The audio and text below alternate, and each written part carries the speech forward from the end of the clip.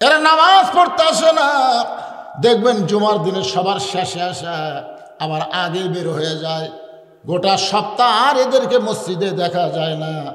এরা আবার রমজান মাসে যেটি ফ্যান সেটি যায় নামাজ, জোরে কোন ঠিক কিনা? দেখবেন রমজানের প্রথম দিকে এরা আবার একটা যায় নামাজ নিবি, আতর দিয়ে যায় নামাজ দিয়ে একের পাঞ্জাবি গাওয়ার দিয়ে যেটি যেটি ফ্যান আছে ওটি ওটি ওটা যায় নামাজ দিতেছে। যারা সারা বছর নামাজ পড়ছে ওরা চান্স নেই। হায় হায়, ওরা সামনে কাতারে বসে গেছে। হায় হায় সর্বনাশ। প্রথম 5-7 দিন ভালোই দেখা যায়, তারপরে তখন আস্তে আস্তে ওই শালার আর নাই, আর নাই। কেরে কুটি গেল রে, নাই।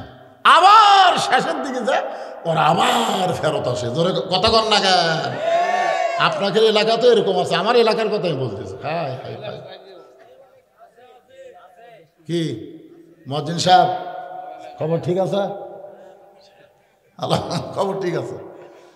আজকে এই মসজিদের উন্নয়ন বলতে আপনারা কি বুঝতেছেন? হ্যাঁ, সমস্ত মুসল্লিরা ধনী, সব মানুষ এই গ্রামের ধনী। মসজিদ এরকম থাকবে কেন? আপনারা বলতেছেন মসজিদ আমরা জাপানি টাইল দিয়ে মুড়ে দেবো, সেই রকম সাইজ করবো, মডেল মসজিদ বানাবো। খালি মডেল মসজিদ হলে হবে না, মডেল মুসল্লি হওয়া লাগবে। জোরে কোন কথা ঠিক কিনা? মডেল মুসল্লি বোঝেন? আল্লাহ রাসূল আসরের নামাজে ইমামতি করবেন। হযরত বেলাল আকামত দিচ্ছেন। এমন সময় রাসূল তাকায় দেখে ডান পাশে একজন সাহাবী তখনও বসে আছে। বেলাল যখন বলে কদ কামাতিস সালাহ, এরপরেও ওই সাহাবী বসে আছেন। আল্লাহ রাসূল বললেন কুমু লিল্লাহি কানিতিন। সাহাবীরে, মুয়াজ্জিন আযান দেয়, তুমি নামাজের জন্য দাঁড়াও, তুমি বসে আছো কেন? সাহাবী কান্দার বলে রাসূলুল্লাহ, আমি দাঁড়াবার চাই, কিন্তু 3 দিন হলে না খাওয়ার কারণে আমার দেহ এত দুর্বল হয়ে গেছে, আমি দাঁড়াবার চাই কিন্তু আমার মাথা চক্কর দিয়ে ওঠে। আল্লাহ রাসূল বললেন ওসমান, নামাজ যখন শেষ হবে তোমার এই ভাইটাকে তুমি এমন খাবার দিবা আর যেন না খেয়ে থাকা না লাগে।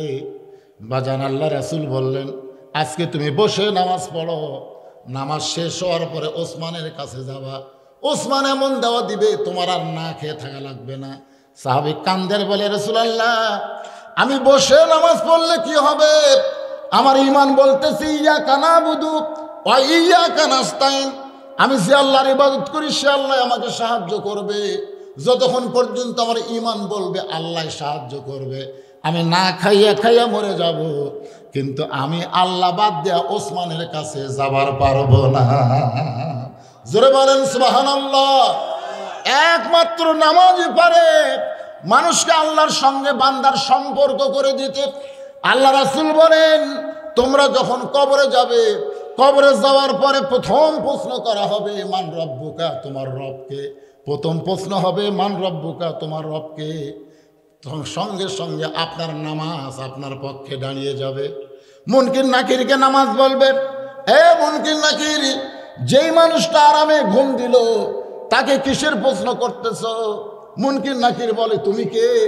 আমরা যাকে প্রশ্ন করব সে তো ঘুম পাড়তেছে, নামাজ বলতেছে তাই ঘুম পাড়বে, তার পক্ষে আমি উত্তর দিবার চাই। মুনকির নাকির বলে তাহলে বলো মান রব্বুকা।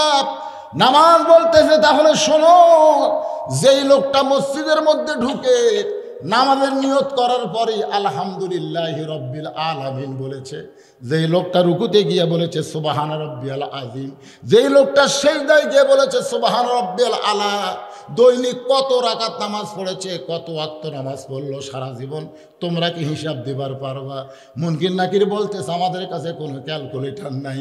নামাজ বলতেছে তাহলে রব রব করি তো দুনিয়া থেকে কবরে আসলো, তাকে আবার মান রব্বুকা প্রশ্ন কেন করতেছো?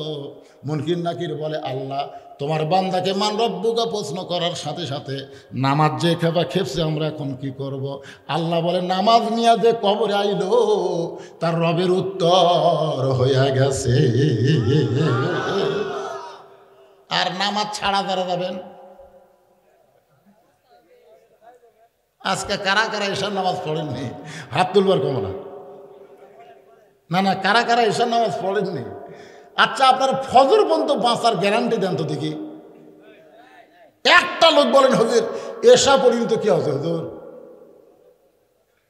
গ্যারান্টি আছে? তাহলে এক পলকের নাই ভরসা, মিশে সকল আশা, কখন বুঝি দারুণ ঝড়ে ভাঙবে তোমার বাসা। মিশে মায়াই বন্দি থাইকা, মিশে মায়াই বন্দি থাইকা, করলাম কত খেলা, পশ্চিমে তাকিয়া দেখো তোমার জীবনের ডুইবা গেছে বেলা। ফাঁসির আসামি না চা খাচ্ছে আর হাসতেছে, অমুকের ফাঁসি হলো, অমুকের ফাঁসি হলো। হুজুর আপনাকে বড় হুজুরের কি হবে? বড় হুজুর মানে বুঝতেছেন না? 50 বছর যিনি কোরআনে তাফসির করে জেলখানার থেকে হাসপাতালের যে মরল, হ্যাঁ সাইদি হুজুর। আমরা কিন্তু একটা গজল গাই, আল্লামা সাইদি তুমি মরনি, শহীদ হয়েছ আমরা এটাই জানি। কথা কয় না, কথা কয় না, কথা কয় না। হুজুর কি অমুকের ফাঁসি হলো, অমুকের ফাঁসি হলো, বড় হুজুরের কি হবে? তখন আমি চা লাখ কলম 2 কাপ চা দিতে, তামাক কয় হুজুর 2 কাপ কেন? 2 কাপ রে, বড় হুজুরের কি হবে সেটা শুনবো না। আমি কইলাম পাগলা, ফাঁসি যাদের হবে, তুই যে ফাঁসির আসামি নিয়ে টেনশন করতেছিস তাদের কিন্তু তারিখ আছে, যে অমুক তারিখে ফাঁসি হবে। তারিখ আছে, কতক্ষণ তারিখ আছে না? না আপনি বলেন যার তারিখ আছে সে কি সাইজ হয় না বেসাইজ হয়? এই যে কি শিকদার, শিকদার এই যে কত বড় খারাপ, ওকে তখন ফাঁসি দিবি যায় দেখে ওই নামাজত খাড়া হয়ে আছে, জানেন? কারণ ঈশা শিকদার জানে কিছুক্ষণ পর আমার ফাঁসি হবি রে, আমি তো বহু পাপ করছি। ওই যখন ফাঁসির দড়ি গলার দিচ্ছে তখন লা ইলাহা ইল্লাল্লাহ বলতেছে। দেখেন এরশাদ শিকদারের মতন একটা পাপী ফাঁসির তারিখ জানার পরেও ওই সাইজ হয়ে আর ফাঁসি হলো। কথা কন না কেন? আর যারা আমরা মরবো, এ R15 দেখালি সেই রকম এই করে হুন্ডা ফলা, ট্রাকের সাথে বাজে গেছে, পরের এক বাস মারা দিছে। আল্লাহ কোয়ার টাইম পাস। তাহলে চিন্তা করে দেখেন, ফাঁসির আসামির তারিখ আছে, মরার আসামির কোনো তারিখ নেই। আমার সামনে যত লোক আপনারা বসে আছেন, আপনারা কিসের আসামি? মরার। জোরে বলেন কিসের আসামি? যে কোনো সময় যদি আমাদের মৃত্যু হয়, তাহলে যারা এশার নামাজ পড়েন নাই, মাগরিবের নামাজ পড়েন নাই, এখন ফজরের নামাজ পড়বেন না চিন্তা করতেছেন, আজকে আপনারা তওবা করেন। হুজুর যতদিন নামাজ পড়ি নাই, আজকে ফজর থেকে আমরা নামাজ নিয়ত করলাম। আল্লাহ কয় বান্দারে আমি রহমান রহিম, তুমি যত নামাজ পড়ো নাই তো কি হয়েছে, ফজর থেকে নামাজ পড়বা নিয়ত করার সাথে সাথে আমি আল্লাহ তোমার জীবনের নামাজ না পড়ার সব গুনাহ মাফ করে দিলাম। এখন ফজর থেকে কারা কারা ফজর থেকে নামাজ পড়বেন? 2 হাত। ওই যে ওটি একজন 2 হাত তুলছে, দেখলেন? বুঝাচ্ছে যে একলাই 2 জন। আচ্ছা বনগা ছাড়া কারা কারা আছেন তারা হাত তোলেন তো। কি মনে হচ্ছে 15 আনাই তো বাইরে হাত নামান। কেরে ভাই, এখন মসজিদ উন্নয়নের জন্য যদি আমি বলি মসজিদের কি লাগতেছে, মুসল্লি হয়ে গেছে, এখন কি লাগতেছে? এখন সে কি কাজ? ছাদের কাজে দিবি, প্রধান অতিথি দিবি, কি দিবি? আচ্ছা হাহাকার হাসতেছেন কেন? আপনারা যাবেন। আমার প্রথম জায়গা ছিল 6 শতক। কয় শতক? সেই জায়গা এখন এইবার আবার কিনলাম 35 শতক, কিনা হচ্ছে 235 শতক। 235 শতক জায়গার উপরে মসজিদ, মাদ্রাসা, ইতিমখানা নির্মাণ হয়েছে। একটা টাকাও পৃথিবীর কারো কাছ থেকে দান সদকা নেওয়া হয়নি, সম্পূর্ণ টাকা হলো এই ওয়াজের টাকা। আপনারা যে ওয়াজের পর আমাকে টাকা দেন, সেই টাকা দিয়ে কোটি কোটি টাকা খরচ করে মসজিদ মাদ্রাসা নির্মাণ হয়েছে। আমি ইচ্ছা করলে মাদ্রাসা মসজিদ না বানায় আমি তো বগুড়াতে একটা 7 তলা বিল্ডিং বানাবার পারতাম। কি কোন পারতাম কি পারতাম না? তা আমি একজন আলেম হয়ে এইগুলো এই যে এত অসুস্থ হওয়ার পিছনে কারণ কি জানেন? বাংলাদেশের মতন সব মিডিয়ার মধ্যে প্রচার করে দিও, আমার মতন এত ওয়াজ কোনো বক্তা করেনি। একদিনে 4টে করে ওয়াজ করছি, 4টে। এই টাকা কামাই করে কি করছি, যারা আমাকে দাওয়াত দিবার চাই তারা দেখে আসে। তাহলে এইরকম একজন প্রধান অতিথি ইচ্ছা করলেই নিজের বাড়ি বানাতে 7 তলা, কোনোদিন কারো কাছে 1 বস্তা সিমেন্ট ভিক্ষা করছে? এ ভাই আমি 7 তলা করবার যা 6 তলা করে আটকা কেন রে ভাই, আমার একটু 10 বস্তা সিমেন্ট লাগবে ভাই। ও ভাই, আল্লাহ কবিকা তোর বিল্ডিং বানাতে তুই বানাবার পারিস, আর আমার ঘর বানাতে তোর টাকা দিতে অসুবিধা কোন জায়গায়? পাকিস্তানের ক্রিকেটার শহীদ আফ্রিদি 19টা মসজিদ আগে বানাছে, 19টা মসজিদ আগে বানাছে। শহীদ আফ্রিদি নাম শুনছেন? আগে কয়টা মসজিদ বানাছে? 19টা মসজিদ বানাছে। আর সোল বল আর বউ কান্দে যে খালি আল্লাহর ঘর বানালেন, আমাকে ঘর বানাবেন না? শহীদ আফ্রিদি কয় আগে আমার মনের আশা পুরো হোক। 19টা মসজিদ বানানোর পরে তারপরে ওরকে থাকার ঘর বানাছে। আগে আল্লাহর ঘর, তারপরে বান্দার ঘর। আর আপনারা আগে নিজের ঘর বানান, আল্লাহর ঘরে চাইলে কয় হুজুর অভাবে আছি, হুজুর অভাবে আছি, হুজুর। 7 তলা বিল্ডিং বানাচ্ছে, ওর কাছে মসজিদের জন্য 2 বস্তা সিমেন্ট আছে, হাত শর্ট হুজুর। আল্লাহ কয় মরিয়া দেখ, তোর বিল্ডিং তোর বুকের উপর চাপা মরে। এই উঠতেছেন কে রে? এই ওঠে কে রে? এই সময় ওঠে কে? কিসের সার রাত হবে না? ব্যাপারটা হলো মসজিদের জন্য হাজার হাজার মানুষের কাছে টাকা, 10 টাকা 20 টাকা, বা টাকা দিল 10, বেশ তো 5 টাকা দিল 20, বেশ তো দিয়ে দিস, এরকম টাকা দিয়ে মসজিদের চট হবি, চট। মসজিদের ছাদ হবি না। ছাদ দিবার গেলে এই পাশে একজন বসে আছে, এটি একজন বসে আছে, আর ওই ভাই একা ভাই আছে, ও চেয়ারম্যান। হ্যাঁ তা হ্যাঁ ঠিক আছে, এই ভাই আমার আছে চেয়ারম্যান সাহেব, বর্তমান চেয়ারম্যান। এত পরে কোত্থেকে আসলো রে? আলহামদুলিল্লাহ। আচ্ছা ঠিক আছে। এই এখন বলেন, এত লোকের কাছে 10 টাকা করে চাই কি লাভ? কোন তো একটা প্রাণ খোলা কথা কন্ত দেন, একটা দেন ভাই রে। এ ওকে ডিক্লেয়ার দেবো না। তাবুকের যুদ্ধে আল্লাহ রাসূল বললেন আবু বকর কত দিবা, ওমর কত দিবা? আলী বলছে যে হুজুর আপনি না কইছেন গোপনে দান সবচেয়ে ভালো দান। আল্লাহ রাসূল বলে আলী রে সেই দিন শেষ, আজকে প্রকাশ্যে দান চাওয়া হচ্ছে, কে কত দিবা? গোপনে দান কার জন্যে? কোনো সম্ভ্রান্ত ব্যক্তি গরিব হয়ে গেছে, সবার কাছে যাওয়ার পারে না, তাকে আপনি গোপনে দান করবেন। ডান হাতে দান করলে বাম হাত যেন না জানে। মনে করেন আপনার বড় ভাই, আপনারই ভাই, সে গরিব হয়ে গেছে, সে ঋণগ্রস্ত হয়ে গেছে, তাকে আপনি দান করেন, দুনিয়ার কারো কাছে আপনার বলা চলবে না, ওই দান হলো গোপন দান। আর মসজিদের জন্য দান মানে কি? আপনার দান দেওয়া দেখে আরেকজন যদি উৎসাহ পায়, এজন্য প্রকাশ্যে দেওয়া জায়েজ আছে, প্রকাশ্যে দেওয়া জায়েজ আছে। উনি বলতেছে আমি তো প্রকাশ্যে দেই না, তখন আপনারা তো সব বেড়ার লোক আছেন, এই গ্রামের লোকই নাই। এখন ফরহাদ হোসেন আসাদ দিদি কি আদায় করছে আল্লাহ ভালো জানে, কি আদায় হচ্ছে। তা আপনি একটা কোন, আপনি কি প্রকাশ্যে দেন না?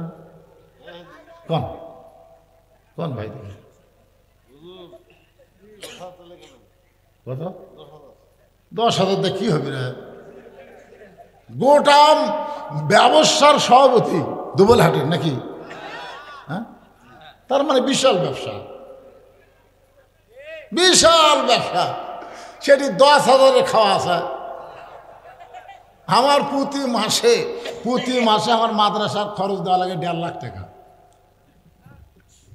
আল্লাহ দেয়, আমি দোয়া করে দেব ব্যবসার মধ্যে আল্লাহ যেন রহমত বরকতে ভরপুর করে দেয়। জোরে কেন আমিন, জোরে বল আল্লাহুম্মা আমিন। একটু বাড়া দেন কম,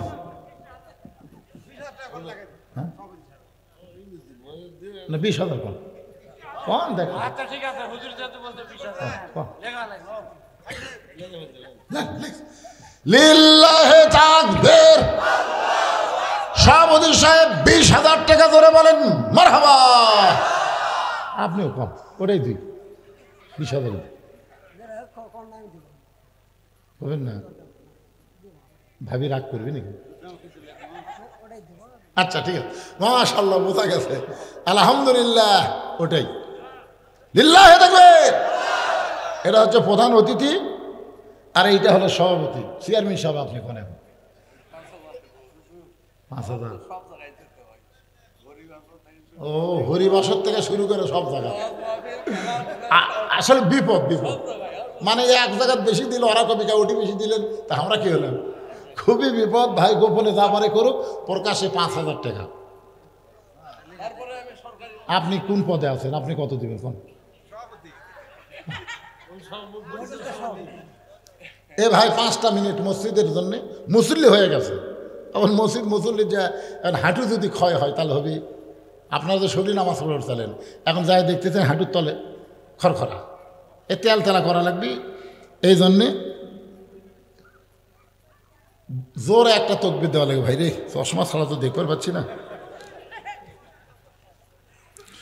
মোহাম্মদ অলিউল হক অত্র মসজিদের সভাপতি সাহেব 50,000 টাকা ধরে বলেন মারহাবা, লিল্লাহে তাকবীর।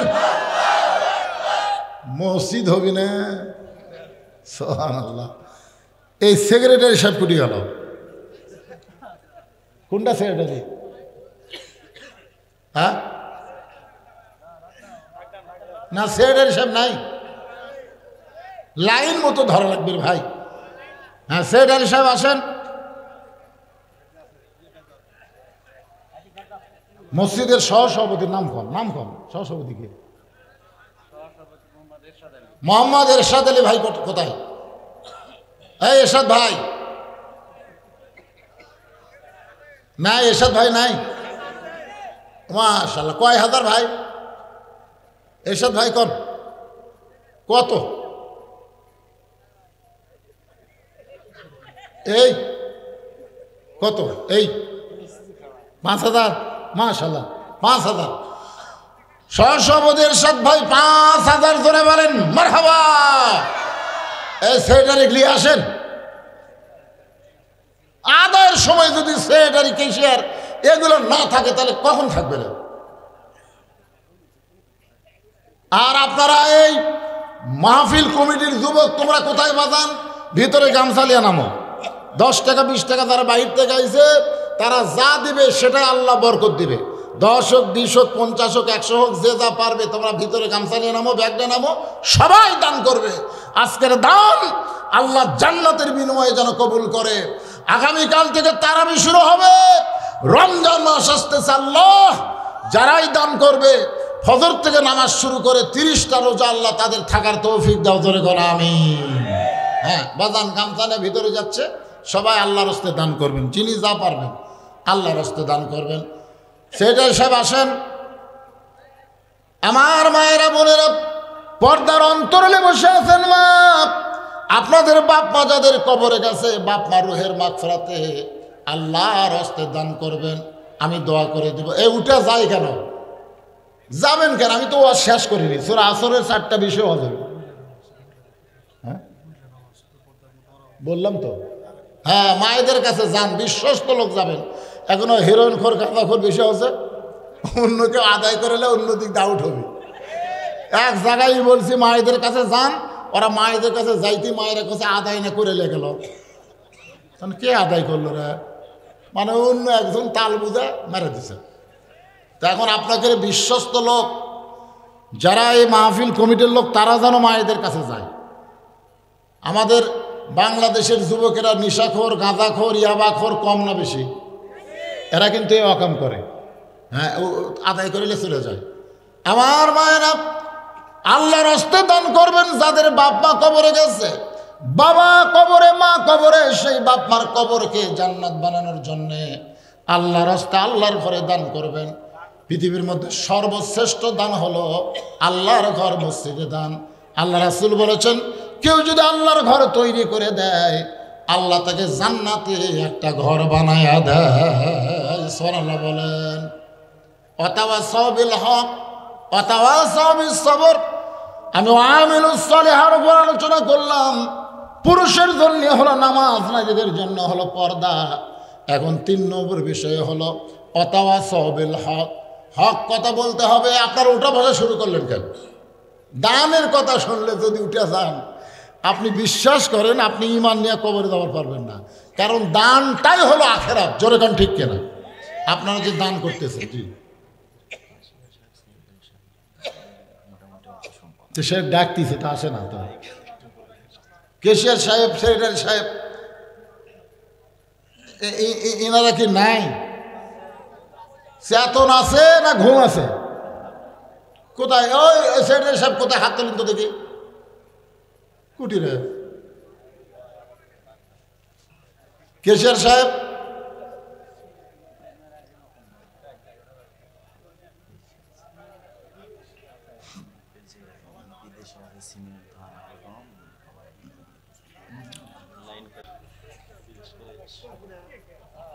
হ্যাঁ সিমেন্ট আল্লাহর ঘরে সিমেন্ট। শোনেন, আল্লাহ রাসূল যখন মক্কা থেকে হিজরত করে মদিনাতে আসলেন, আমরা যে মসজিদে 2 রাকাত নামাজ পড়ে একটা ওমরা হজের সওয়াব পাইছি, সুবহানাল্লাহ, সে মসজিদের নাম হলো মসজিদে কুবা। এই জায়গাটা আল্লাহ রাসূলের খুব পছন্দ হলো।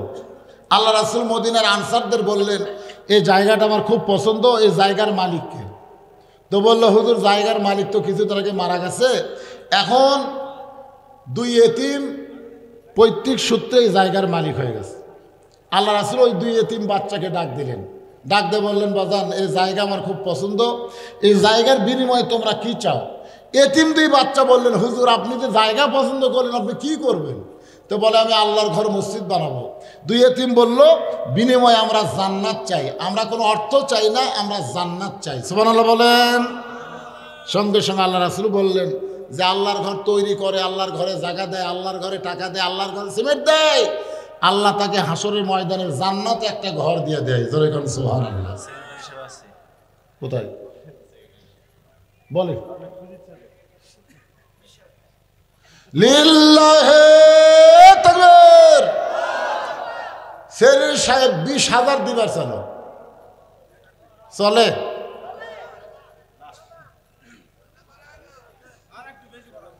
না না না, এই কিভাবে চলে? সেক্রেটারি সাহেব 10,000 বাড়ান, 30 পারা কোরআন 30,000, ঠিক আছে? মাশাআল্লাহ। সেক্রেটারি সাহেব 30,000 টাকা ধরে বলেন মারহাবা। আল্লাহ সেক্রেটারি 30,000 টাকা দানকে কবুল করেন। বাপ মা দাদা দাদি যদি কবরে যায়, এই দানে ওসিলাই বাপ মা দাদা দাদির কবরকে জান্নাতের টুকরা বানায় দেন। সকলে বলে আমিন। এখন কেশিয়ার সাহেবের নাম কি? কেশিয়ার সাহেব মতিউর রহমান সাহেব আছেন? আছে তো কোথায়?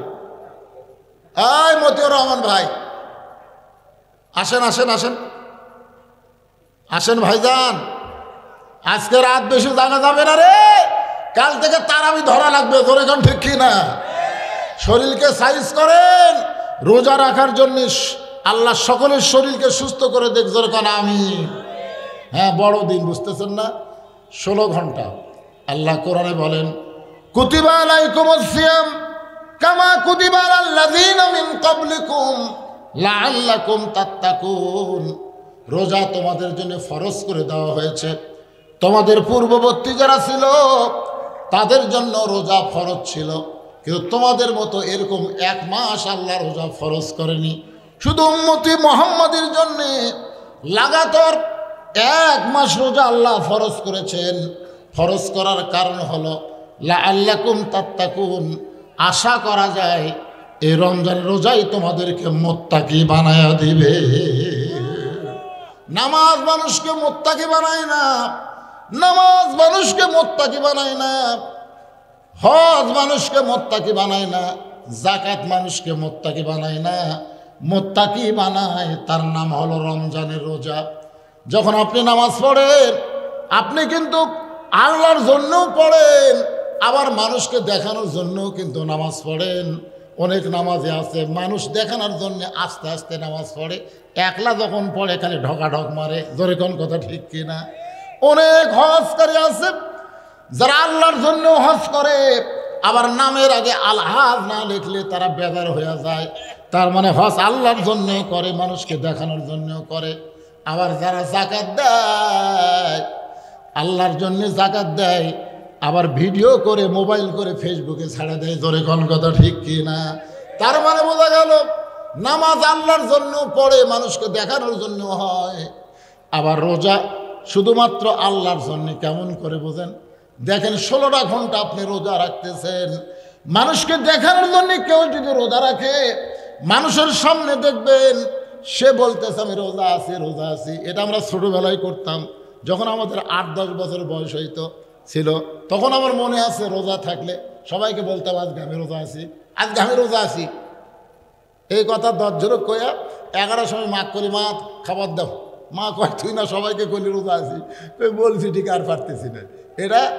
কিন্তু বর্তমানে যারা 16 ঘন্টা রোজা থাকে, দুপুরবেলা যখন গোসলখানায় গোসল করতে যায়, আপনারা বলেন তো দরজা জানলা বন্ধ, গোসলখানা তো জানলা নাই, দরজা বন্ধ করে দিলেন, বন্ধ করার পরে ঠান্ডা পানি আপনার মাথায় ঢালতেছেন, ওই পানি কিন্তু নাকের উপর দিয়া, মুখের উপর দিয়া, বুকের উপর দিয়া পানি পড়তেছে। আপনার মন কিন্তু বলতে পারে কেউ দেখতেছে না, এক জগ পানি খা।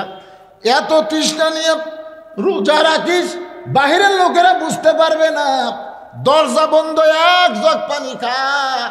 সঙ্গে সঙ্গে ইমান বলতেছে দুনিয়ার কেউ না দেখলে আল্লাহ দেখবে।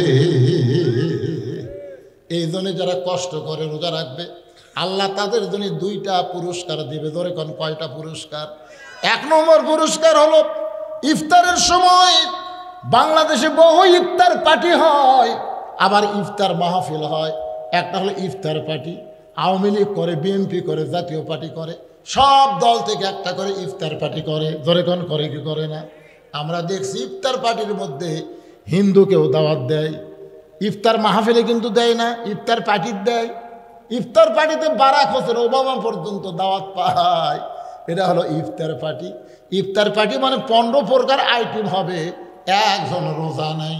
জোরে কোন কি নাই? একজনের রোজা নাই। আমি এক ইফতার পার্টিতে গেছি, ওরা খালি বারবার ঘড়ি দেখতেছে আর বলে হুজুর আজকের দিন যা সেই রকম। আমি চিন্তা করলাম ইফতার সামনে নিয়ে এইরকম কথা তো কোনো রোজাদার করার পারে না। আমি আস্তে করে ওকে ডাকলাম, ও যখন কাছে আসলো আমি আর কানে কানে কইলাম তুমি তো রোজা নাই। হুজুর আপনি কেমনে জানলেন? আমি পাগল, রোজাদারের জন্য 2টা সুখবর। একটা হলো ইফতারের সময়, ইফতার যখন সামনে আসে প্রত্যেকটা রোজাদারের কলিজায় জান্নাতে একটা শান্তি আসে। তোর কোন কথা ঠিক কিনা? মুখের সামনে জগ ভরা পানি, গিলাস ভরা শরবত। গরিব মানুষ হলেও তো মুড়ি মাখা আছে রে। রোজার মধ্যে কিন্তু সবচাইতে বুন্দা দিয়া বুট দিয়া মুড়ি মাখা 1 নম্বর। জোরে কোন কথা ঠিক কিনা? যত আইটেমের ইফতার দেখ, আমার সামনে মুড়ি মাখা দেওয়াই লাগবে।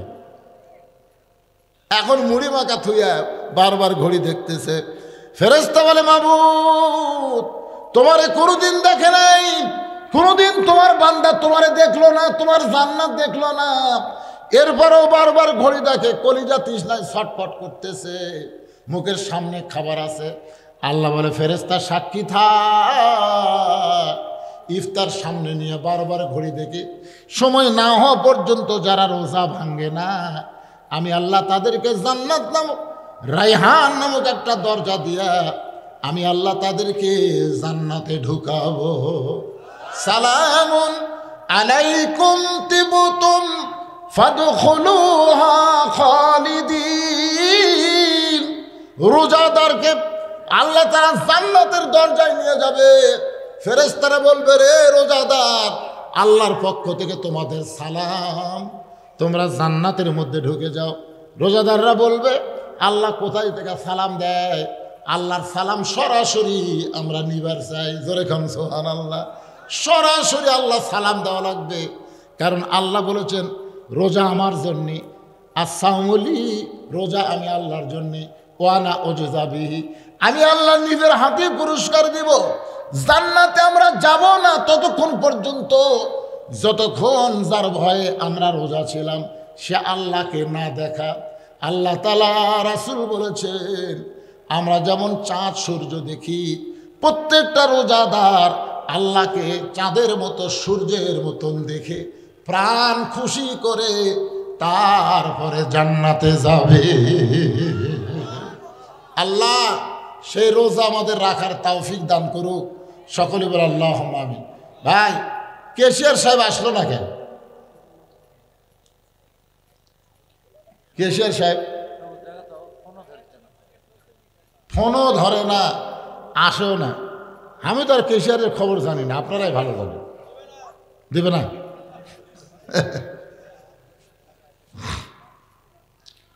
আসলে মসজিদের উন্নয়ন হয়ে গেছে, সবাই রমজান মাস আসতেছে, এমন সময় আজকের মাহফিল মাশাআল্লাহ।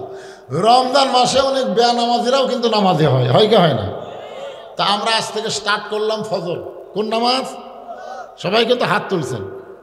ফজর থেকে যদি নামাজ না ধরেন তাহলে কিন্তু আবার লিমা তাকুলু মা লা তাফালুন।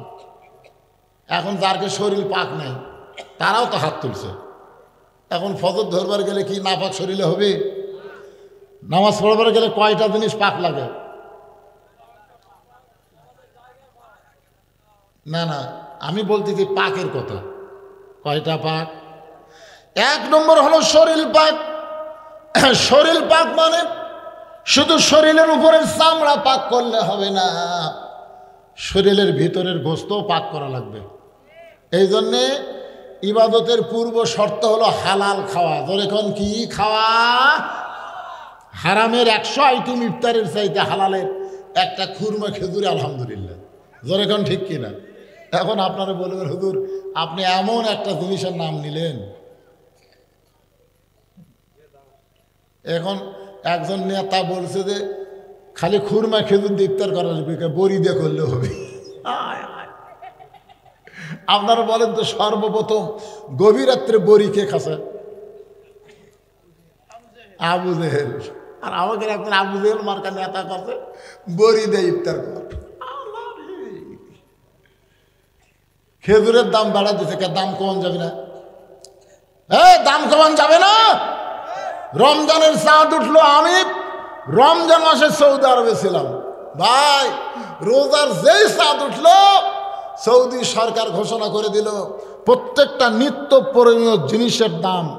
কোরআনের মাস রমজান মাস, শুধু রমজান মাস না, কোরআনের মাস হওয়ার কারণে যার দাম ছিল 20 টাকা তার দাম 10 টাকা, যার দাম 50 টাকা তার দাম 25 টাকা।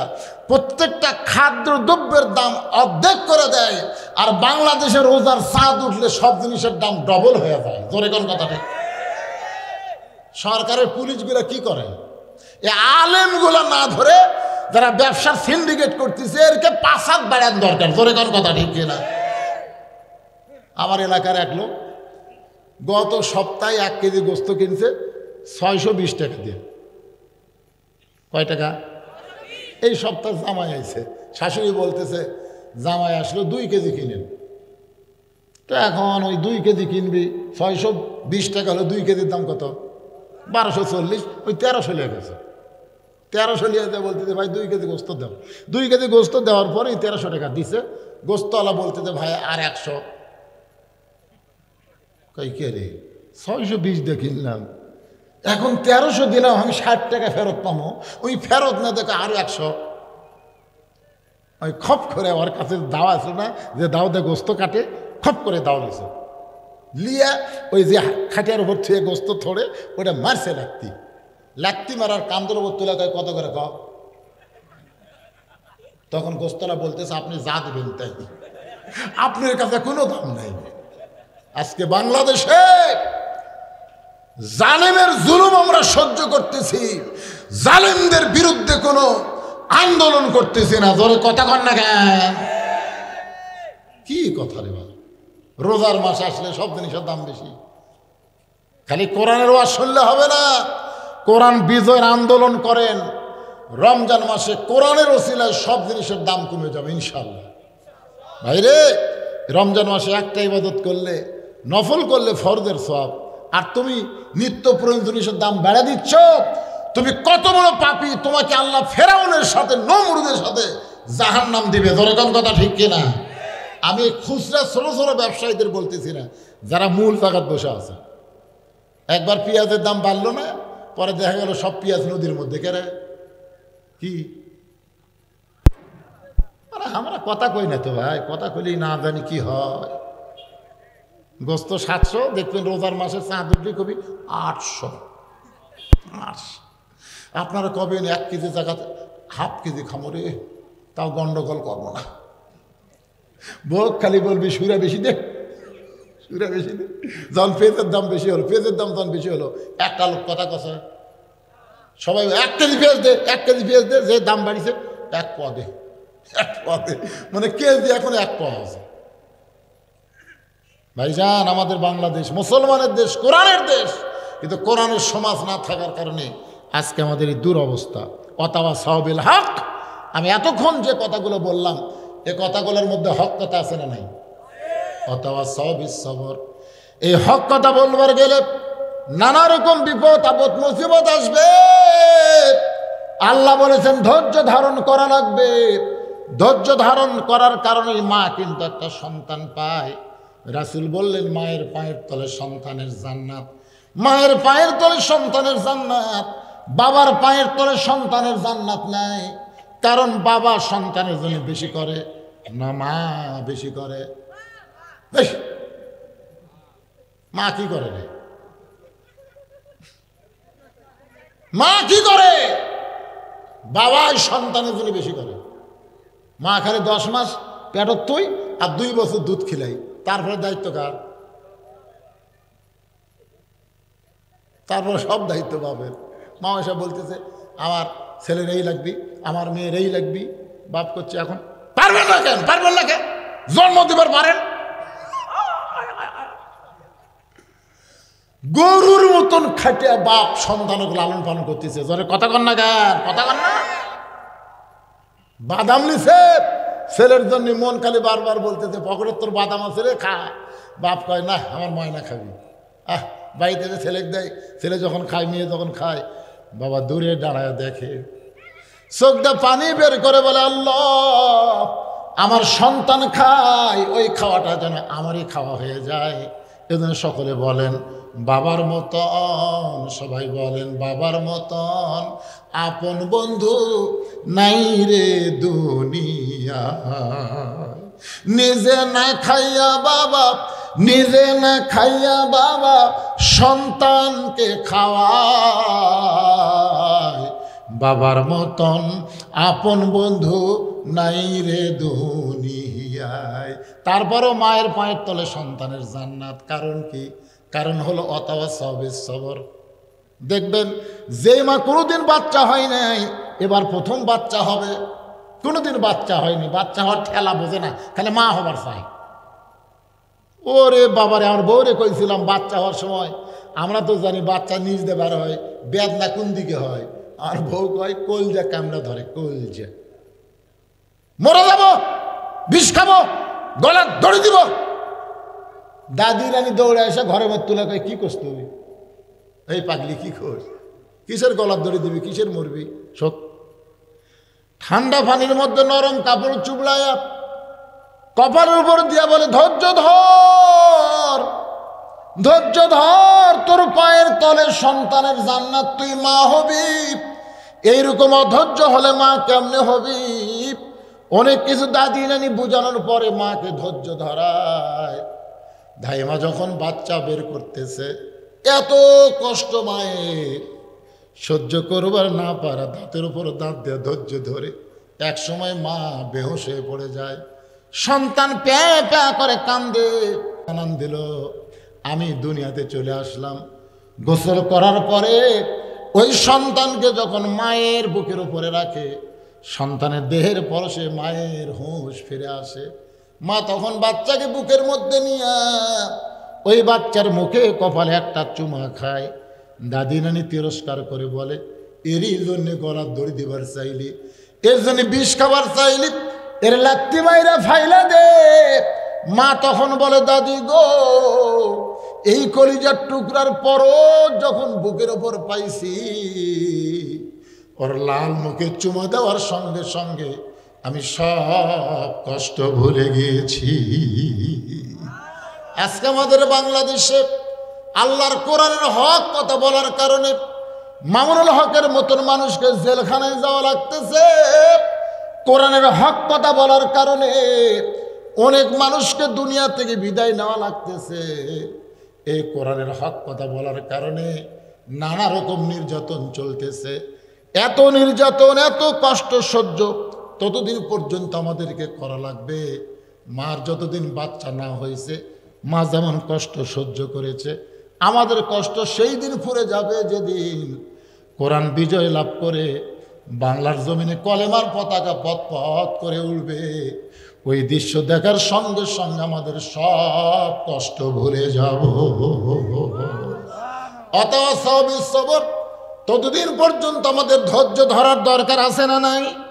আজকে ফিলিস্তিনের মুসলমানেরা ধৈর্য ধারণ করতেছে। আল্লাহ তুমি ইচ্ছা করলে আবাবিল পাখি দিয়া কাবা ঘর তুমি হেফাজত করলে, তুমি তো আবার আবাবিল পাখি দিয়া বাইতুল মুকাদ্দাস হেফাজত করতে পারো,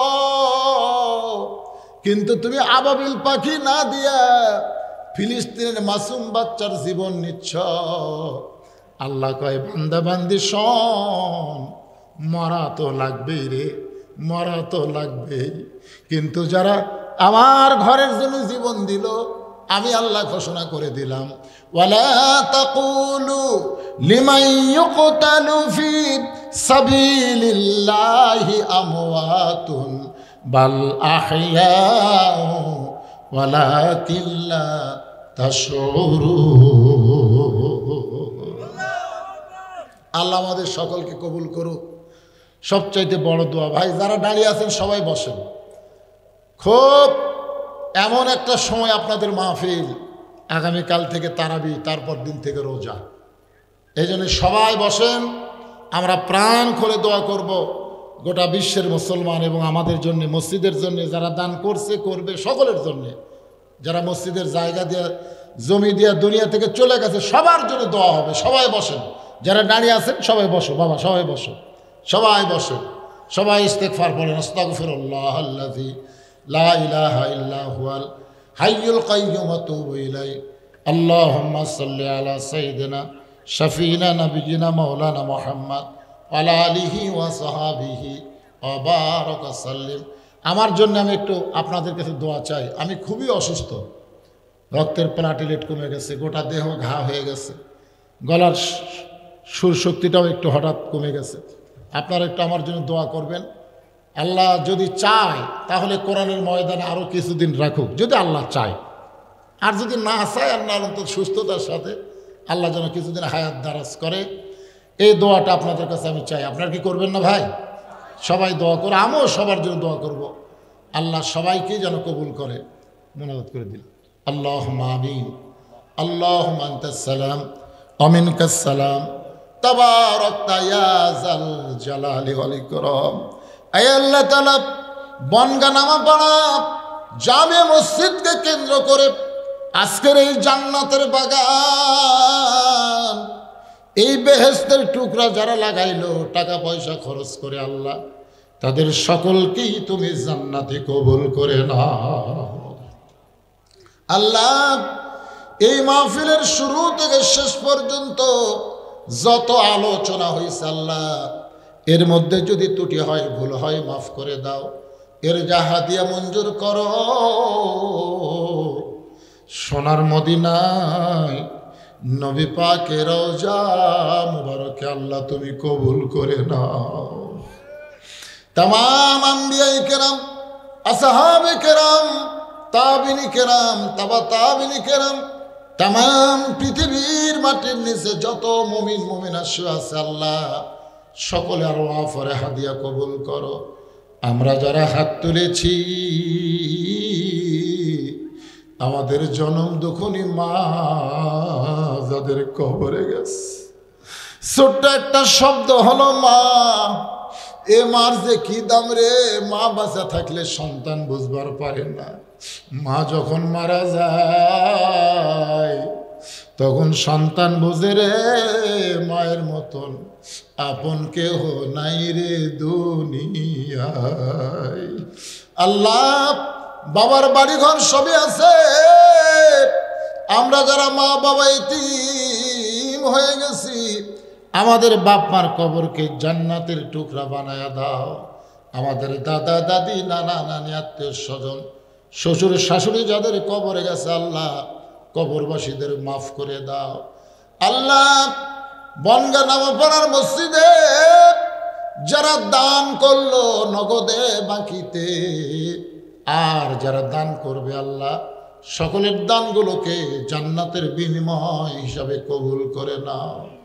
আজকের মাহফিলের সম্মানিত সভাপতি, আজকের মাহফিলের প্রধান অতিথি, আজকের মাহফিলের বিশেষ অতিথি মসজিদ কমিটির সম্মানিত সভাপতি, আল্লাহ মসজিদ কমিটির সেক্রেটারি কেশিয়ার, মসজিদের সহসভাপতি, মসজিদের খতিব, ইমাম, মুয়াজ্জিন, মুসল্লি, আল্লাহ সকলকে তুমি কবুল করো। এত বড় মসজিদ যারা শুরু করে দিয়েছে মাবুদ আল্লাহ গো, অনেকে বিদেশে থাকে আল্লাহ তাদের মনটা গলায় দিও, মসজিদের ব্যাপারে তারা যেন সর্বাত্মক সহযোগিতা করে। আল্লাহ গোটা বিশ্বের মুসলমানকে হেফাজত করো।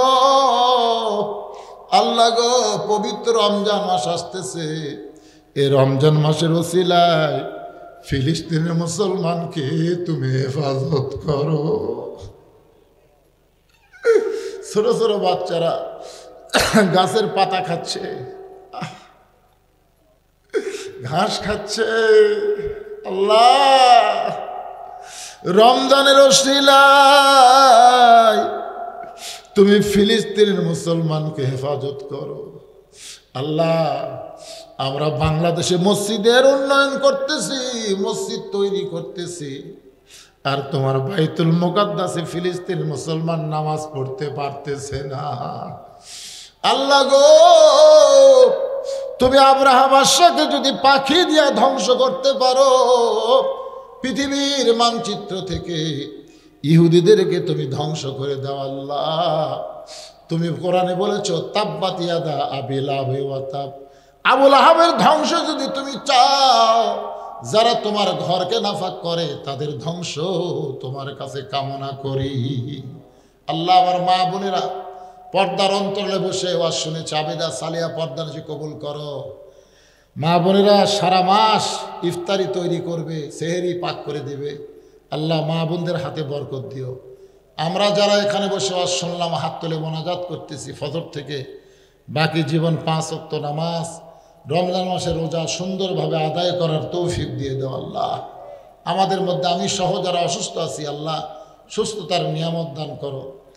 চেয়ারম্যান সাহেব এসেছেন, আল্লাহ জনগণের খেদমত করার জন্য যেমন শারীরিক শক্তি দরকার, যেমন যোগ্যতা দরকার, এমন শারীরিক সুস্থতা চেয়ারম্যান সাহেবকে দান করে দাও। আল্লাহ কে কোন নিয়ত করে হাত তুলেছে আল্লাহ সকলের নেক নিয়ত নেক আশাকে তুমি কবুল করো। আল্লাহ আল্লাহ দোয়া ফিরাই দিও না আল্লাহ। আগামীকাল রমজানের চাঁদ উঠবে আল্লাহ, আজকে আমাদের শেষ মাহফিল। আল্লাহ সবাইকে তুমি কবুল করো। আল্লাহ